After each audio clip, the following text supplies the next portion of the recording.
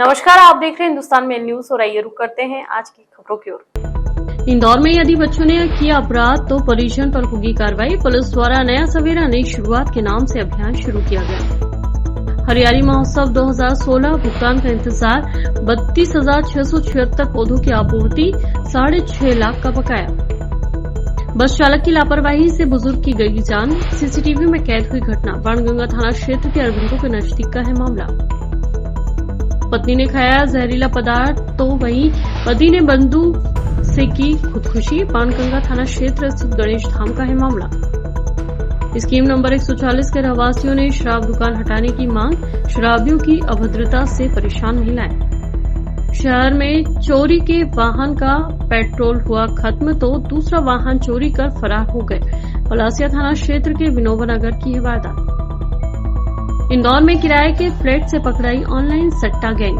Gaming app की ID password देखकर लगवाते थे दांव। इंदौर के बाणगंगा थाना क्षेत्र में बस चालक की लापरवाही से चलते एक बुजुर्ग की मौत से जुड़ा हुआ सीसीटीवी फुटेज सामने आया है, जिस पर से पुलिस ने मर्ग कायम कर जांच शुरू कर दी है। इंदौर में यातायात नियमों को लेकर विभाग द्वारा कई तरह के कदम उठाए जाते हैं ताकि किसी तरह की कोई दुर्घटना घटित ना हो, लेकिन इंदौर से उज्जैन पर तमाम बस चालकों को लापरवाही इतनी ज्यादा है कि आज के दिन हादसे कि आए दिन हादसे जैसी घटनाएं सामने आ जाती है। ऐसी ही एक तस्वीर सामने आई है जिसमें पूरी घटना नजदीक में लगे हुए सीसीटीवी कैमरे में कैद हो गई, जिसमें सॉफ्टवेयर पर नजर आ रहा है कि बस चालक कितनी लापरवाही और तेजी से बस को संचालित करते हुए एक साइकिल सवार बुजुर्ग को टक्कर मारता हुआ आगे बढ़ता है। बुजुर्ग की मौके पर ही मौत होने की बात सामने आई है, तो वहीं पुलिस द्वारा पूरे मामले में प्रकरण दर्ज कर जांच पड़ताल शुरू कर दी गई है। और अभी तक तो संज्ञान में नहीं आया हुआ है ऐसा। अगर ऐसा कोई भी साक्ष्य है, अगर कोई वीडियो फुटेज है तो उसको डायरी का अंग बनाया जाएगा। जो एक्सीडेंट थाना बाणगंगा में हुआ था विगत हफ्ते में, उसका मर्ग जांच पर से अपराध पंजीबद्ध कर लिया गया है। ऐसा कोई भी साक्ष्य है तो उसका पूरा विश्लेषण किया जाएगा और आगे की वैधानिक कार्रवाई की जाएगी। इंदौर के पलासिया थाना क्षेत्र में वाहन चोरी से जुड़े मामलों में पुलिस ने सीसीटीवी के आधार पर जांच शुरू कर दी है, तो वहीं फरियादी ने बताया कि बीते कुछ माह से कई वाहन और वाहनों की बैटरी चोरी हुई है। इंदौर पलासिया नगर थाना क्षेत्र से विनोबा नगर का मामला है, जहां पर वाहन चोर देर रात को पहुंचते हैं और चोरी का वाहन मूसाखेड़ी से चोरी करने के बाद वहां पर छोड़ने के बाद अन्य खड़े हुए वाहन को चोरी कर वहां से फरार हो जाते हैं। पूरे मामले में फरियादी तौकीर खान द्वारा बताया गया कि पिछले कुछ माह में लगातार वाहन चोरी की घटनाएं बढ़ रही है। ये अपनी 5वीं गाड़ी चोरी हो गई है, मतलब अपने वहीं से इतनी देर से 5वीं गाड़ी चोरी हो चुकी है। ये अभी तक में 4 गाड़ी पहले वो चोरी हो चुकी है। जो मेरे दोस्त की अभी मेरी 5वीं गाड़ी चोरी हुई है, इसके अंदर बैटरी भी लेगा साथ में। थोड़ी सी आगे जाके मेरी गाड़ी पे बैटरी भी रख के ले गए वो। और ये अपने इंदौर के ही दिख रहे हैंगे सहायता का। और कितने लोग सीसीटीवी में कैद हुए? ये घटना है विनोबा नगर की, न्यू जैन मंदिर के साइड में, और उसमें कैमरे में आए हैं 2 लोग। क्या करते हुए नजर आ रहे हैं? ये अपनी गाड़ी, एक गाड़ी रख के जो पहले से चोरी की गाड़ी थी वो रख के और मेरी गाड़ी ले गए हैं। 2 व्हीलर गाड़ी एक्टिवा, गाड़ी नंबर MP 09 UP 0558। इंदौर में पुलिस द्वारा नई उम्मीद अभियान की शुरुआत की गई थी और इस अभियान के तहत प्रत्येक शनिवार को नाबालिग बच्चे और उनके परिजनों के साथ पुलिस द्वारा बैठक ली जाती है। और इस अभियान में अब एक कदम और आगे बढ़ते हुए जो नाबालिग बच्चे लगातार आपराधिक घटनाक्रम कर रहे हैं, अब उनके परिजनों पर पुलिस कार्रवाई के मूड में नजर आ रही है। दरअसल इंदौर में नशाखोरी सहित तमाम आपराधिक घटनाओं को रोकने के लिए कई तरह के प्रयास पुलिस द्वारा सामाजिक संस्थाओं के साथ मिलकर किए जा रहे हैं और इनमें से एक शुरुआत पिछले दिनों जोन 3 में एडिशनल डीसीपी राम स्नेही मिश्रा द्वारा की गई थी, जिसका नाम नई उम्मीद नई शुरुआत नाम दिया गया था। इस अभियान के तहत तमाम थाना क्षेत्र में जो नाबालिग बच्चे हैं जो नशाखोरी और आपराधिक घटनाक्रम से जुड़े हैं, उनके परिजन के साथ प्रत्येक शनिवार को थाना स्तर पर बैठक बुलाई जाती थी, जिसमें परिजन के साथ ही बच्चों को भी नशे से होने वाली हानिकारक संबंधित जानकारियां देने के साथ ही अपराध नहीं करने की शपथ दिलाई जाती थी, जिसमें पुलिस द्वारा ऐसे 250 से अधिक बच्चों को चिन्हित भी किया गया था। लेकिन ऐसे कई बच्चे हैं जो अभी भी नशाखोरी और आपराधिक घटनाओं को अंजाम दे रहे हैं, जिन पर एक या एक से अधिक अपराध दर्ज है। अब उनके परिजन को साफ तौर पर हिदायत दी जा रही है कि यदि उनके बच्चे आपराधिक घटनाक्रम करते हैं तो उन पर वैधानिक कार्रवाई की जाएगी। पुलिस का कहना है कि कहीं न कहीं बच्चे गलत संस्कार और अन्य घटनाक्रम के चलते ही किसी न किसी अपराध या नशे की जद में आते हैं और जिसकी जिम्मेदारी उनके परिजनों की होती है और इन्हें अच्छी और बुरी की जानकारी उपलब्ध कराएं। तो वहीं मामले में देखा गया कि जो नाबालिग बच्चे नशाखोरी के आपराधिक घटनाक्रम कर रहे हैं उनके परिवारजन भी नशाखोरी करते हैं और किसी न किसी अपराध से जुड़े रहते हैं। इसी कारण गलत असर बच्चों पर जाता है। इसलिए अभी तो फिलहाल हिदायत दी जा रही है। ऐसे परिवारजनों को आने वाले समय में कार्रवाई भी हो सकती है। हाँ, ये देखा जा रहा है। हमने एक नई उम्मीद नाम से एक कार्यक्रम चलाते हैं जिसमें हर शनिवार को ऐसे बच्चे जिनके द्वारा या तो नशे का सेवन किया जा रहा है या अपराध की तरफ जिनका रुझान है और आवारागर्दी करते रहते हैं, इनके पेरेंट्स को भी बुलाया गया था, बच्चों की भी काउंसलिंग की जा रही है और कोशिश यही की जा रही है कि ये मूल धारा से जुड़े और अपराध की तरफ इनका रुझान नहीं रहे। कोशिश यह भी है कि अगर इनके द्वारा अपराध किया गया है तो परिजनों को समझाई दी जाए कि आपकी परवरिश में कहीं ना कहीं कमी है और आप इन पर नियंत्रण रखिए। अभी हाल ही में कुछ बच्चे ऐसे जिनके द्वारा विगत साल में ही एक साल में 2 से ज्यादा अपराध कर दिए गए हैं नाबालिग स्थितियों में, तो उनके परिजनों का नियंत्रण नहीं है, तो परिजनों को बुलाया गया है। परिजनों की चूंकि संज्ञान में बात रहती है और कहीं ना कहीं उनका समर्थन रहता है, इस कारण से उन पर प्रिवेंटिव कार्रवाई की जा रही है कि आप इन पर नियंत्रण रखिए और अगर आप नियंत्रण रखते हैं तो इस अपराध के भागीदार आप भी हैं। 2016 में हुए हरियाली महोत्सव के अंतर्गत गोल्डन नर्सरी के मालिक नरेश वर्मा के द्वारा शासन की योजना के तहत इंदौर जिले की कई पंचायतों में ट्रिकोमा के पौधे वितरित किए गए थे, लेकिन आज दिनांक तक भी उन पौधों की राशि नर्सरी मालिक को नहीं दी गई है। दरअसल 2016 में हरियाली महोत्सव के तहत पौधा वितरण का कार्यक्रम शासन के द्वारा एक टेंडर के अंतर्गत नरेश वर्मा के माध्यम से किया गया था, जिसमें नरेश के द्वारा 132 पंचायतों में 32,676 पौधों का वितरण किया गया, जिनकी कुल कीमत 6,53,520 रुपए है, जिसे लेकर पीड़ित ने आरोप लगाया कि उसे अब इस राशि का भुगतान नहीं किया गया, जिसकी वजह से इसकी आर्थिक स्थिति खराब हो चुकी है। तो वहीं पूरी तरह से कर्ज में डूब चुका है। उसकी नर्सरी पर भी अन्य बकाया दारों द्वारा कब्जा कर लिया गया है। साथ ही पीड़ित ने बताया कि शासन के द्वारा जल्द ही भुगतान नहीं किया गया तो उसके पास खुदकुशी के अलावा और कोई चारा नहीं बचेगा। सीओ के चक्कर काटे फिर रहे, जनपद सीओ मऊ, सामेर, देपालपुर सबके चक्कर काटते फिर रही है, कोई भी सुनवाई नहीं कर रही है। मुझे पूरे कागज मेरे पास प्रूफ भी है, सारी चीजें है। मैं बहुत थक गया हूँ सर। आप आए कलेक्टर कार्यालय पे, आप किनसे मिले? अभी मैं कलेक्टर साहब से मैं जब से मिल रहा हूँ, मतलब 2-4 साल 5 साल से कलेक्टर साहब से भी मिल रहा हूँ मैं। बस ये कहते हैं बेटा हो जाएगा, तुम्हारा हो जाएगा। जनपद सीओ में जाते हैं तो यही होता है कि बेटा तुम्हारा हो जाएगा, हो जाएगा। आप देपालपुर जाओ, मऊ जाओ, सामेर जाओ, सब दूर जाओ, आप उगाओ अपने पैसे। ये जिला पंचायत सब है मेरे पास, प्राप्ति वगैरह सब चीजें है मेरे पास। पेमेंट है मेरे 6.5 लाख रुपए का पेमेंट बचा है। इंदौर में पारिवारिक मामलों में मामूली कहासुनी और विवाद के चलते बड़े घटनाक्रम सामने आ रहे हैं। इसी क्रम में एक बार फिर बाणगंगा क्षेत्र में एक गंभीर मामला सामने आया है, जहां पत्नी ने जहरीला पदार्थ खा लिया और उसे गंभीर हालत में अस्पताल भर्ती कराया गया, जबकि पति की मौत 12 बोर की बंदूक से चली गोली लगने से हो गई।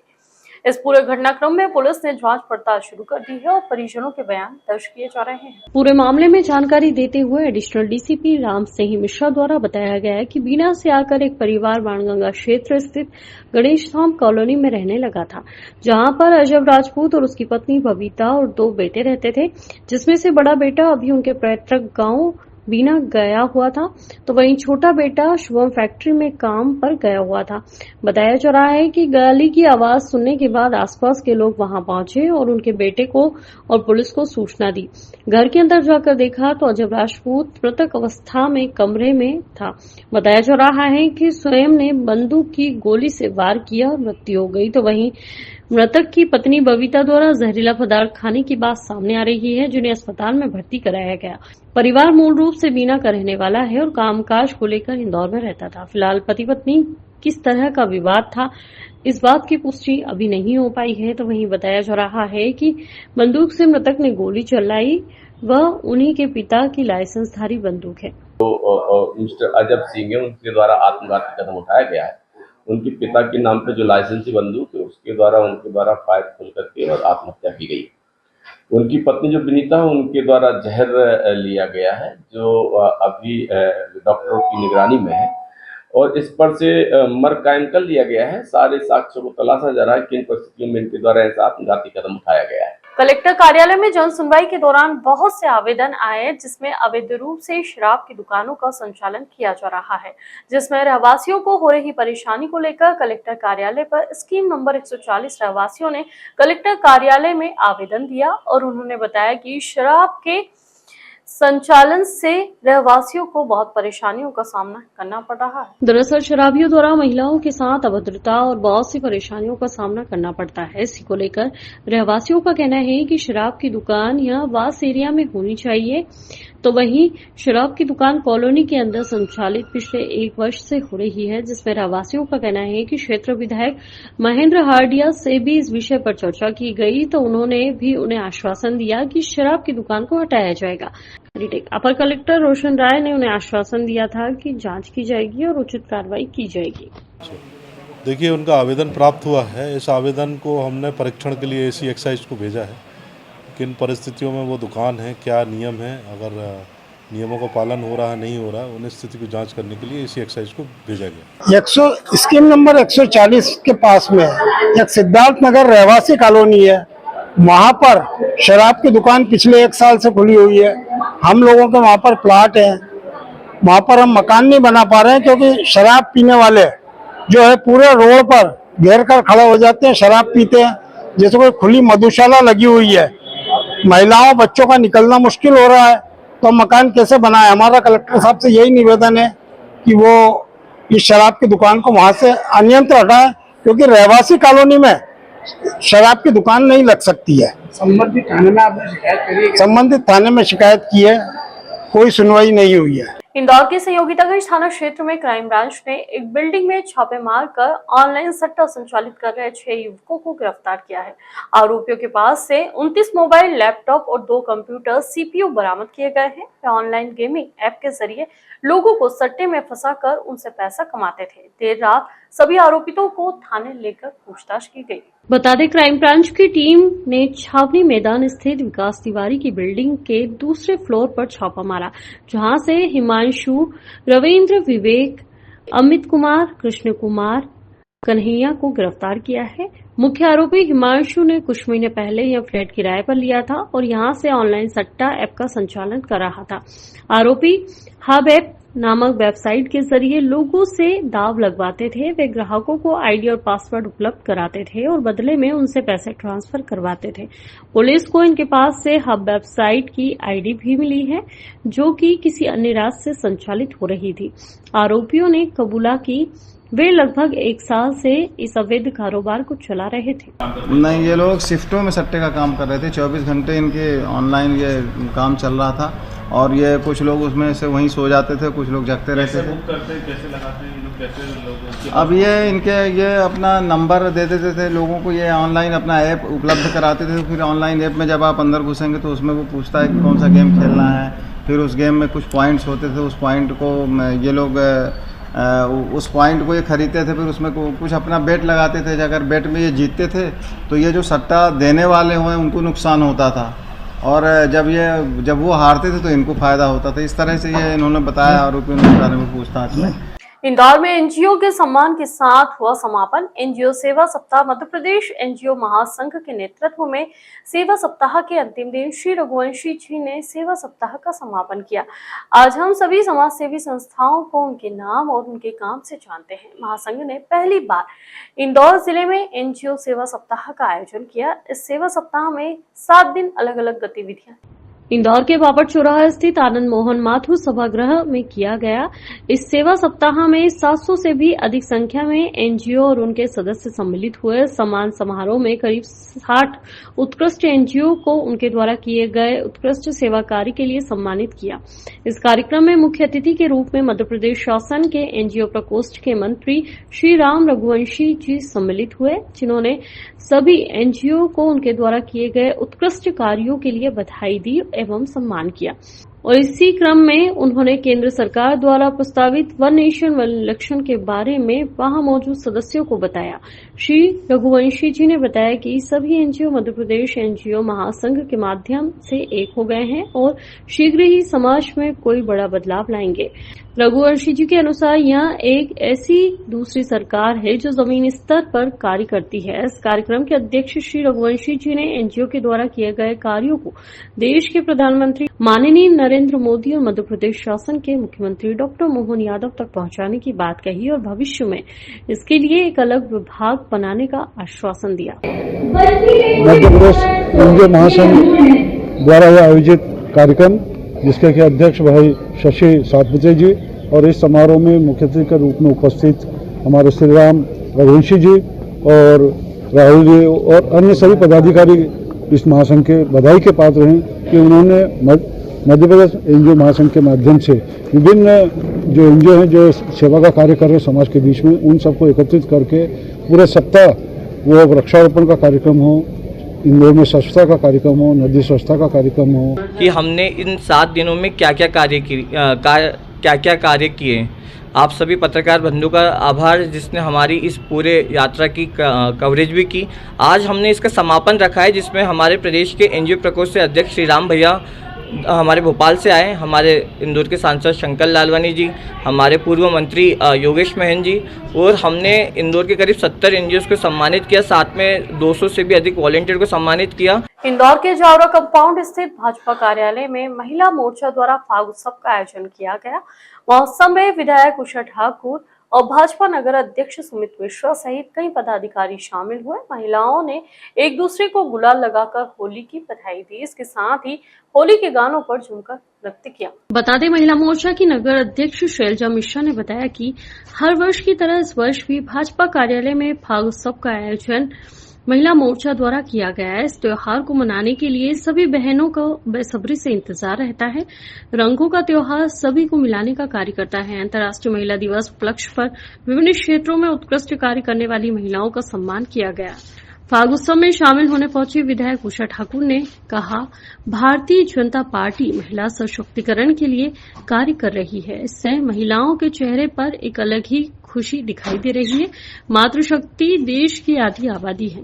अगर महिलाओं ने प्रण कर लिया तो वह धर्म, संस्कृति और राष्ट्र की रक्षा के लिए सच्ची रक्षक बनकर खड़ी हो सकती है। भाजपा के शहर अध्यक्ष सुमित मिश्रा ने कार्यकर्ताओं को संदेश देते हुए कहा, जीवन में हर प्रकार के रंगों का और हर प्रकार के समय का सामना करना पड़ता है। जीवन में कितनी भी कठिनाइयां आए, हमें डटकर मुकाबला करना चाहिए। राष्ट्र और समाज सेवा को लगातार सच्चे मन से काम करते रहना चाहिए।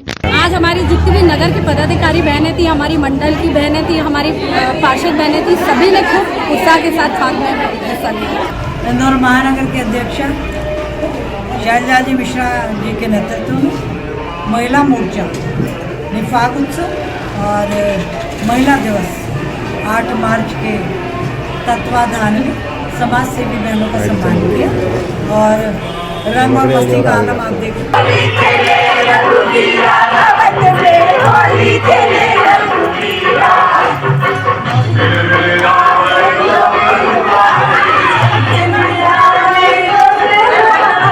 जनता पार्टी एक परिवार है और हम बहनों के साथ रक्षाबंधन भी इतने धूमधाम से हम परिवार हैं और परिवार में सारे उत्सवों का मिलजुल कर हम आनंद लेते हैं। हमको बहुत उत्साह है और बहुत खुशी है। ये रंग का कार्यक्रम ऐसा है कि एक दूसरे से जो भी गिले शिकवे सब दूर हो जाते हैं और अच्छा लगता है ये फाग उत्सव मनाना, ताकि एक दूसरे की जो भी लड़ाई झगड़े गिले शिकवे सब दूर होते हैं और फाग उत्सव बने हर्षोल्लास से मनाना। इंदौर के खातीवाला टैंक 1172/A में बने अवैध निर्माण को ध्वस्त करने के लिए पार्षद कमलेश कालरा मंगलवार को नगर निगम में होने वाली जनसुनवाई में पहुंचे। निगम कमिश्नर ने कार्रवाई करने का आश्वासन दिया। जनसुनवाई में अवैध अतिक्रमण, कॉलोनी सेल, ड्रेनेज और बिल्डिंग पर सीमन से संबंधित आवेदन आए थे। पार्षद जी आज आए थे यहाँ पर। पार्षद जी ने बताया कुछ कि उनके यहाँ पर कुछ बैकलेन्स पे है, उस पर अतिक्रमण हुआ है, तो ये बहुत गंभीर बात भी है और हम लोगों ने इसके लिए निर्देशित भी किया। अभी हम नगर निगम इंदौर निरंतर इस प्रकार के अवैध निर्माणों पर और इस प्रकार के अतिक्रमणों पर निरंतर कार्रवाई भी कर रहे हैं और उनके भी जो जानकारी उन्होंने दी है उस पर भी हम लोग तत्परता से काम करेंगे।